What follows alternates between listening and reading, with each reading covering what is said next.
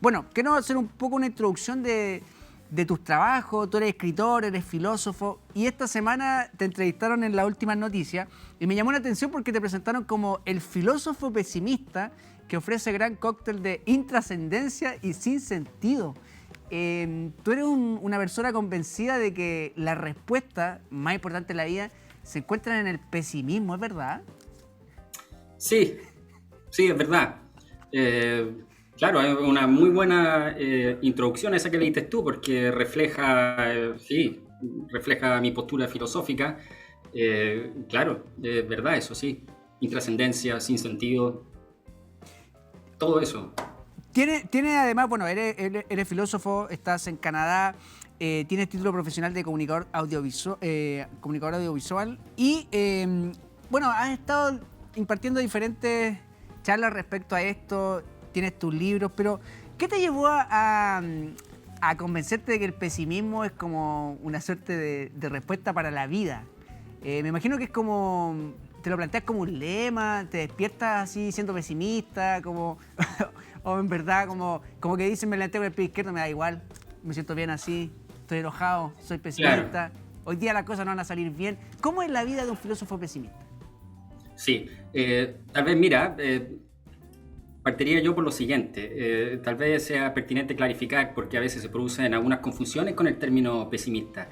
El pesimista o el pesimismo es un concepto que depende de quién lo use o en el contexto puede tener significado distinto.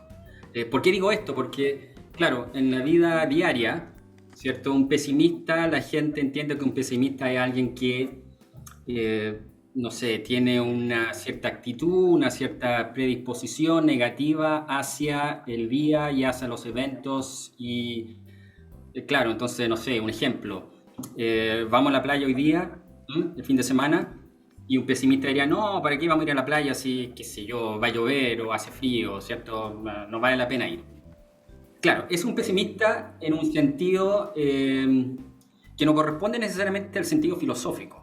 Entonces es importante hacer esta distinción, porque el pesimista en el primer sentido, esa persona que siempre espera el peor resultado, no me representa a mí, es decir, no es el tipo de pesimista que yo soy y no es realmente el pesimismo filosófico tampoco. El pesimismo filosófico es distinto en qué sentido. El pesimismo filosófico es una doctrina que básicamente lo que plantea es que la existencia, el mundo, la vida, es por esencia siempre mala. Entonces se sufre, nacemos para sufrir. La vida no tiene sentido, no tiene propósito, eh, y estamos aquí sin saber por qué. Por lo tanto, la felicidad, la satisfacción, siempre va a ser pasajero, nunca permanente. Estamos condenados a sufrir. Entonces, en ese sentido, hacia allá apunta el pesimismo filosófico. Y claro, yo soy un pesimista filosófico en ese sentido. Por lo tanto, no es que yo, aunque tal vez uno pueda pensarlo, pero no es que yo ande todo el día, digamos, tirando mala onda o con vibras negativas necesariamente.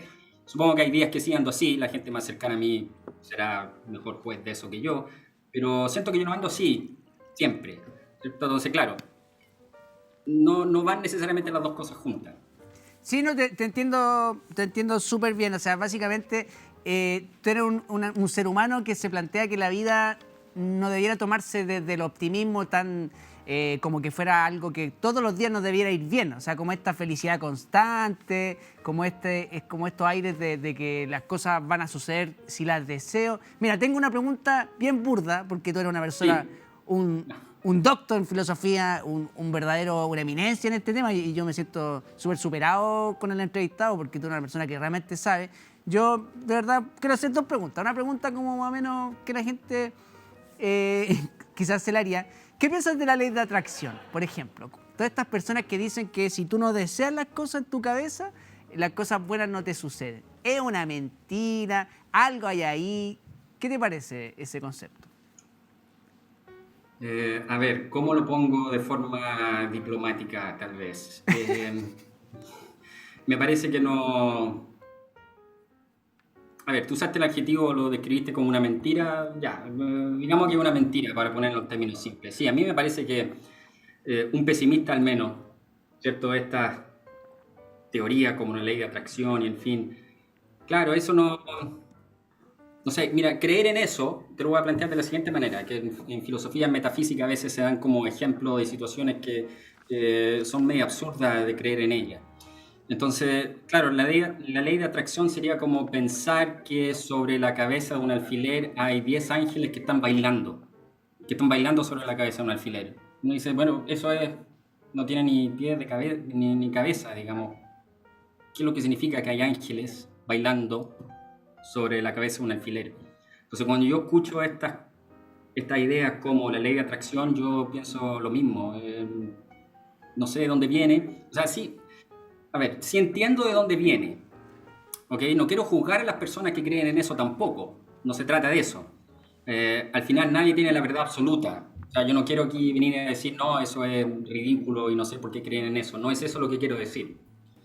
Pero si tú preguntas mi opinión, claro, no sé cuál es el asidero que tendría algo así. Eh, Hay varias ramificaciones complicadas que se derivan de la ley de atracción, si es que la tomamos en serio, si es que fuese verdad. Es complicado asumir que es verdad. ¿Qué significa eso que sea verdad la ley de atracción? Es tan simple como pedirle al universo y el universo va a proveer. ¿Qué pasa con las personas que sufren, que pasan mal? ¿Qué pasa con los guaguas que nacen, que vienen a este mundo, que mueren de hambre, que mueren en una guerra? ¿Qué pasa con los millones y millones de seres humanos que lo pasan mal en sus vidas? ¿Es culpa de ellos?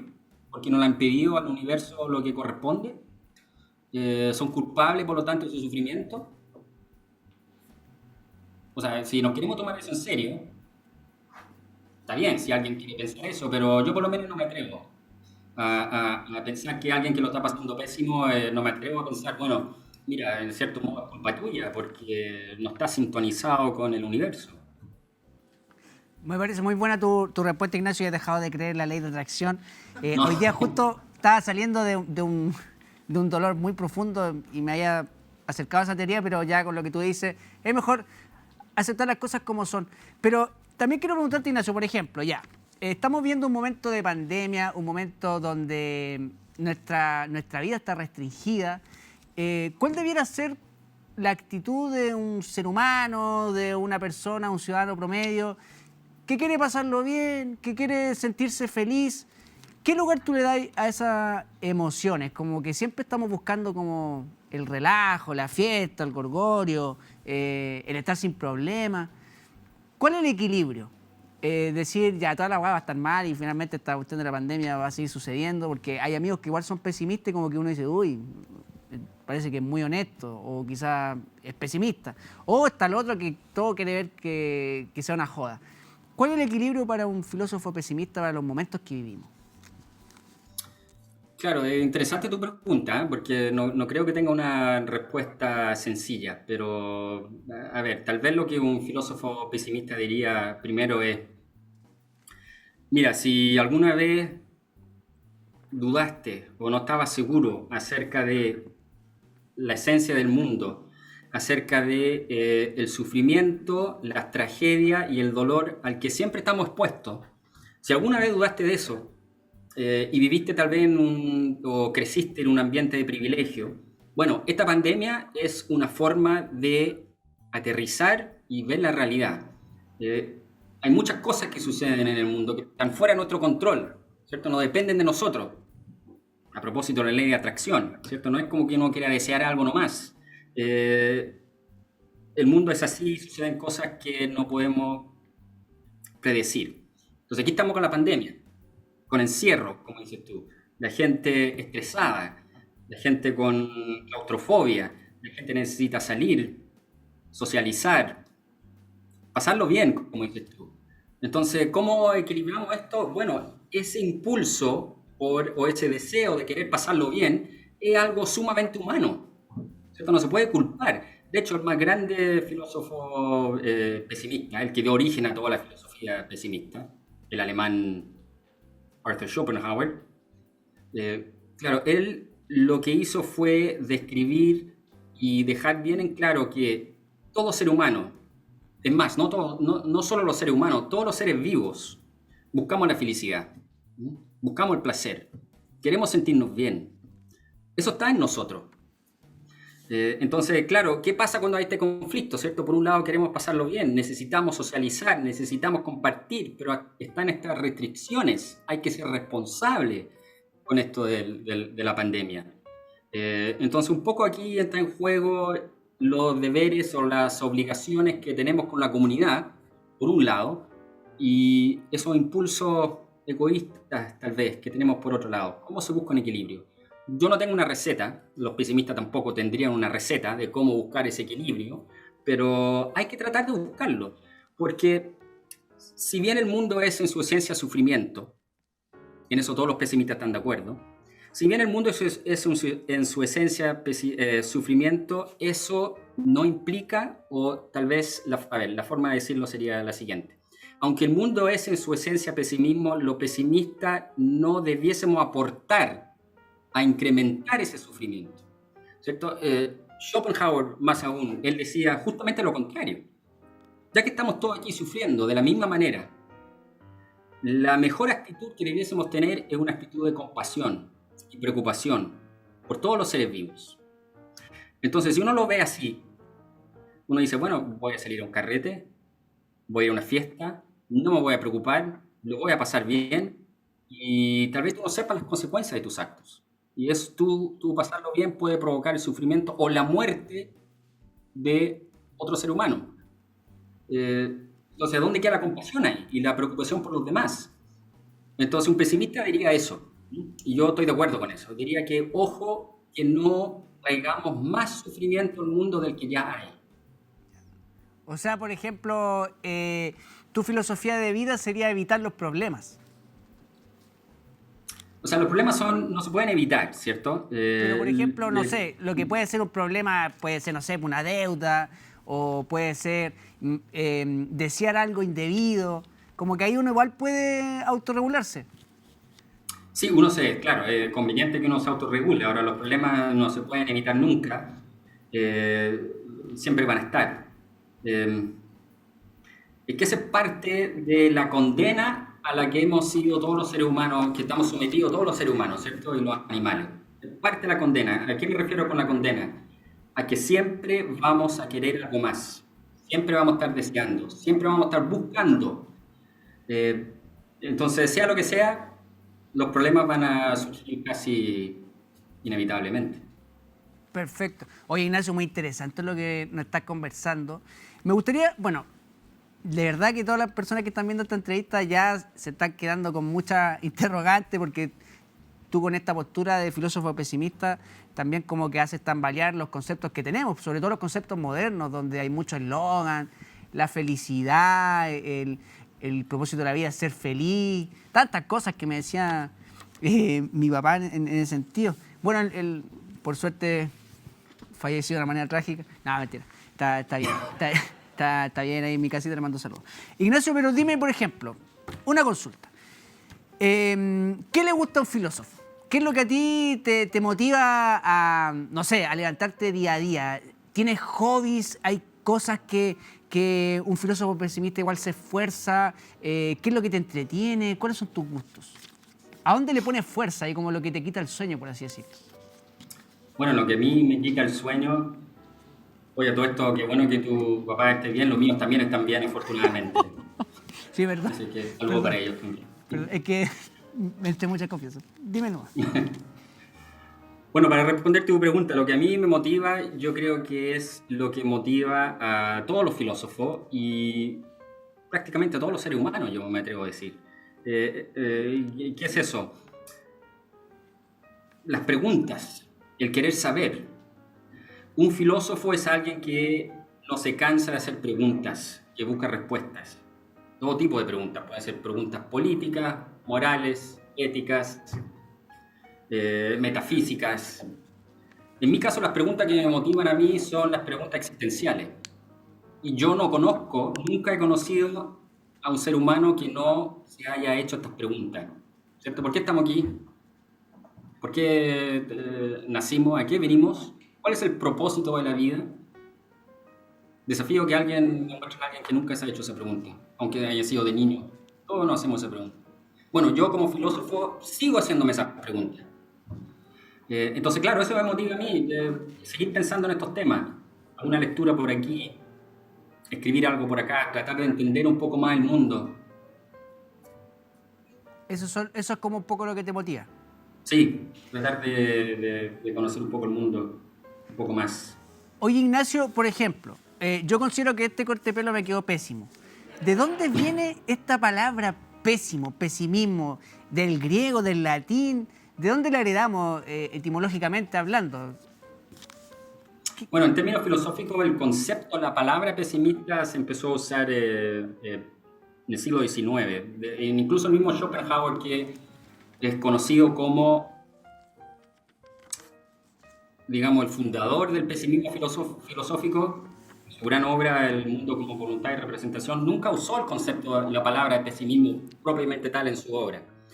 Pesimismo de pessimismus es una respuesta a un filósofo anterior a Schopenhauer, que es conocido, su nombre, perdón, es Leibniz. ¿Por qué es importante Leibniz en esto? Porque él es aún el filósofo optimista por excelencia, ¿cierto? Entonces, la existencia es óptima. Y él trató de defender una postura donde explicaba que este es el mejor de los mundos posibles. Y él tenía una visión optimista.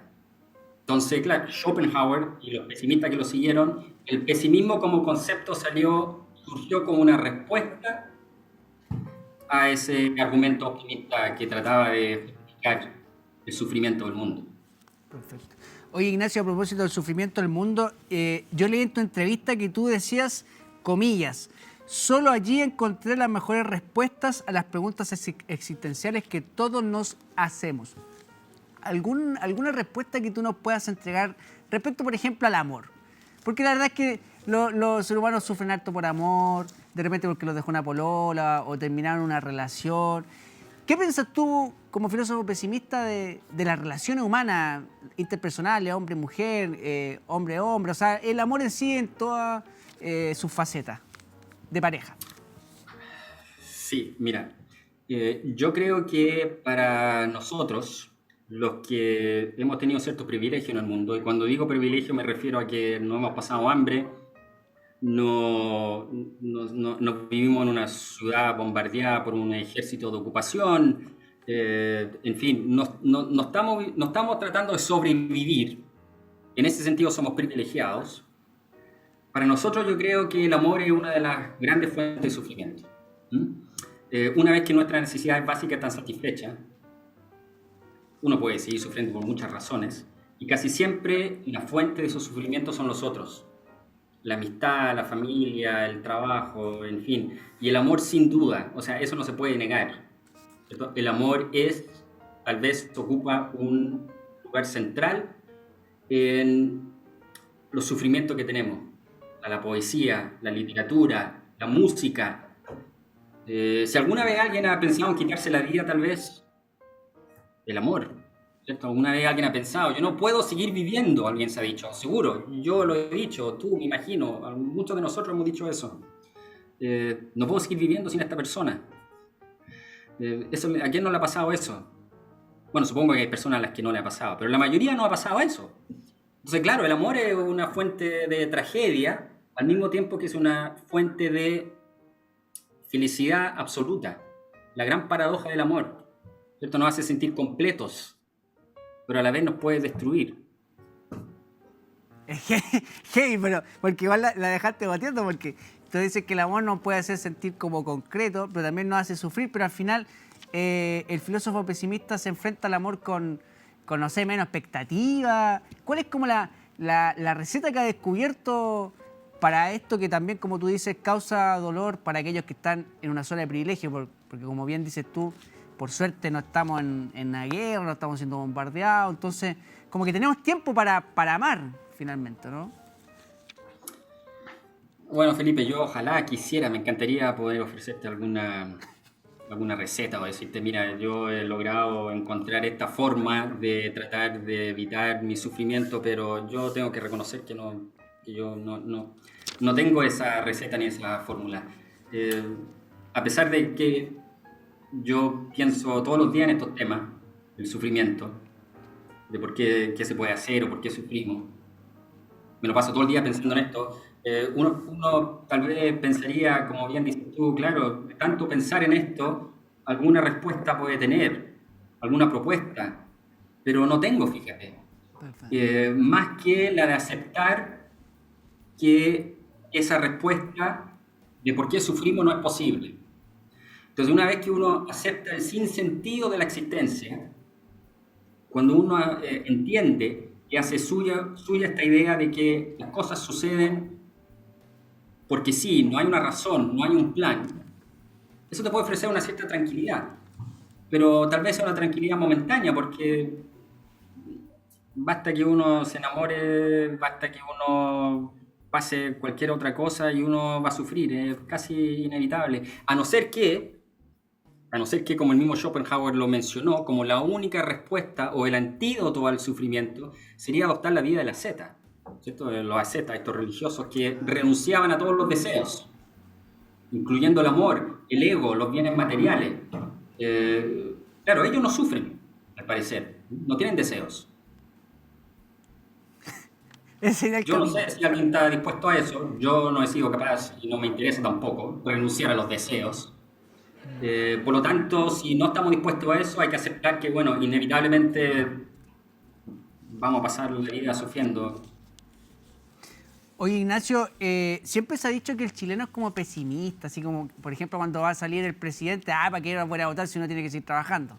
O cuando nos toca ir a un partido de fútbol, vamos a perder igual que siempre. Y como que esta generación, o las generaciones más jóvenes, por así decirlo, como que cambiaron un poco ese pesimismo.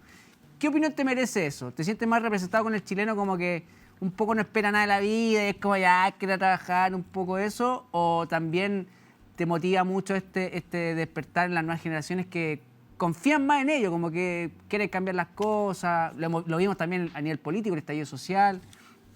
Me gustaría hacer tu opinión como filósofo pesimista para terminar esta linda entrevista. Sí, qué bueno que planteas este tema, Felipe. Mira, yo que crecí en dictadura y no solo eso, sino que veía la selección, por ejemplo, ya que tú hablas de fútbol, perder constantemente. Claro, era casi inevitable, como dices tú, que el chileno tuviese esta predisposición pesimista. ¿Cierto? En dictadura no hay libertad, la gente reprimida ferozmente, y después tú quieres ver un partido de fútbol y más encima la selección pierde. Y hoy, como bien mencionas tú, eso parece no suceder. La selección gana, es otra mentalidad de los jóvenes de ahora.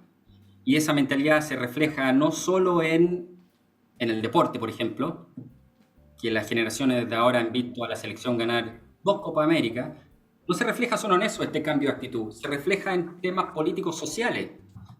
El estallido, ¿cierto? La protesta social fue increíble. Ahí lo que se manifestó y lo que se vio fue un pueblo, fue gente que dijo basta de este sufrimiento, porque acuérdate que aunque el sufrimiento es inevitable, porque es la esencia del mundo, hay sufrimientos humanos que uno puede corregir, matizar, eliminar. Entonces las injusticias sociales son ese tipo de sufrimiento que uno puede eliminar. Y las generaciones de ahora se dieron cuenta de eso y decidieron hacer algo al respecto. Y yo creo que todos los chilenos, en mi posición personal, yo creo que todos los chilenos debiésemos estar agradecidos de ello, porque el futuro de Chile ahora se ve mucho mejor, ahora hay esperanzas. Entonces el pesimista estaría muy de acuerdo, estaría muy bien con esto, ¿cierto? Muy bien que se tenga esperanza, muy bien que se quieran cambiar las cosas.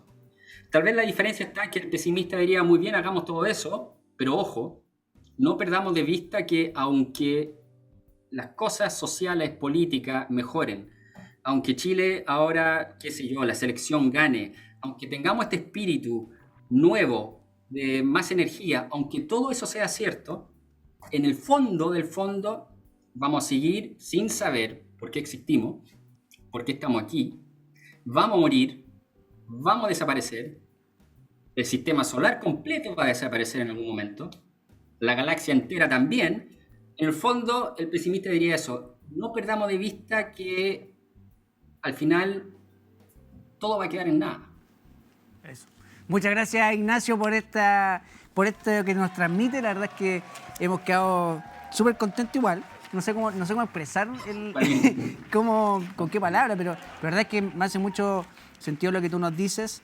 Y te quiero agradecer y también quiero contarte que tenemos un auspiciador que se llama Cómo Te Dio Corona. Lamentablemente a todos nuestros invitados le entregamos uno, pero como tú estás en Canadá en este momento, no te lo puedo hacer pero llegar. Cuando vaya de visita me lo puedes dar. Ah, te lo voy a dejar guardado. Te lo voy a dejar Ya. guardado porque tú sabes que estamos acá con el COVID. ¿En Canadá ya está controlada la cosa del COVID o Más o menos. hay más libertad? Sí, sí. Ya, perfecto. En todo caso, igual, si no nos morimos de COVID, igual mañana vamos a desaparecer. No, gracias. Ok. Me gustó mucho Gracias, Felipe. escucharte. ¿Te la pasaste bien, Ignacio? Yo lo pasé muy bien y de nuevo agradezco la oportunidad esta de poder hablar de filosofía en general. Para mí es un gusto y así que estoy muy agradecido, eternamente agradecido. Espectacular. Y está apareciendo ahora tu libro Entre Infinitos, que está ahí también para todos los que quieran saber más de Ignacio. Pueden ustedes también adquirir su libro. La verdad es que es muy interesante escuchar esta postura, porque no es lo que hoy día se habla en la televisión, que se transmite en las redes sociales y todo, es como un eslogan de felicidad constante, pero acá escuchamos a un filósofo pesimista y la verdad que fue un gustazo. Gracias, Ignacio, gracias a todos los que nos vieron. Nosotros nos reencontramos el próximo domingo a las 11:30. No olviden suscribirse en youtube.com/slbtech, La Oposición. Buenas noches, que estén bien y nos vemos pronto.